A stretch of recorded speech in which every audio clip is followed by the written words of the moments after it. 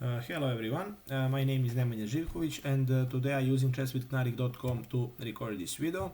Also, I want to inform you that we already published our new platform chess.ai, so you can visit it. There is a lot of new features inside, and every week we have some free webinars on both platforms, Chess with Knarik and chess.ai, so you can join there to learn chess together. Today also we will discuss about this position on the board, and topic here is creating weaknesses, and we will try to find the best solution for black here. So let's see. In this position, as you can see, material is equal, and we have 3 minor pieces, 2 rooks, queen, and 6 pawns. When we check pawn structure, for some endgames, white has slightly better pawn structure right now if we exchange all the pieces on the board. But we have one very nice option how we can continue with black. First we will check maybe not perfect options here, then I show you what should be best solution. So let's say right now if black plays something like this, so let's say a5 looks like a natural idea to stop some pawns there and to maybe put our knight on c5, and that knight will be very solid there. That's not perfect option because in this type of positions, let's say we play something, they can try to double rooks, because he can first double rooks on this open d file, and potential in this position he'll have very solid outpost for his knight on b5.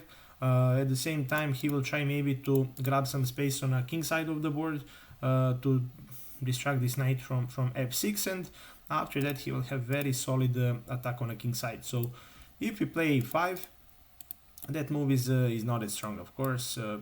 It's almost a mistake. So okay. Also, if we jump with our knight in the center, the same idea. They will try to double rooks, or maybe to play g4 and g5 to kick away our knight from f6.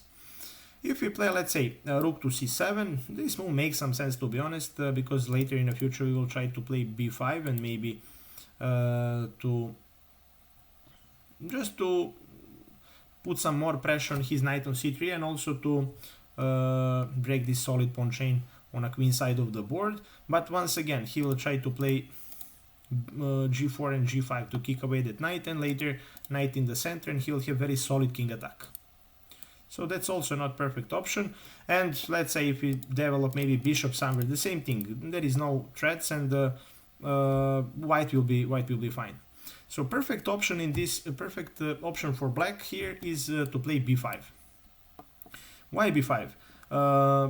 b5, it's right now we have 2 pawns against 3 pawns. It's a minority attack, and at the same time, of course, he has better control in the center and also maybe on our king side. So we have to fight for the center and queen side of the board.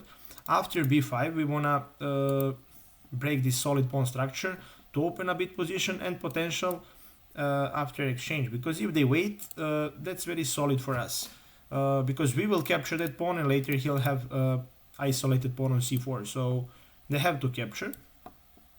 Pawn takes, and what's the point right now? We will try to kick away the knight with b4, and at the same time later we'll have very solid outpost for our knight on d5.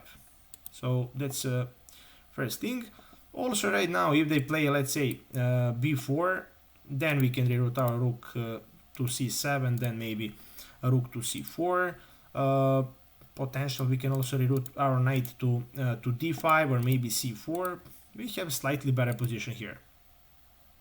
If they play, let's say after exchange, if they play a4, what is also potential option here, we can take, pawn takes, and once again, right now we have a solid square for our knight in the future, d5.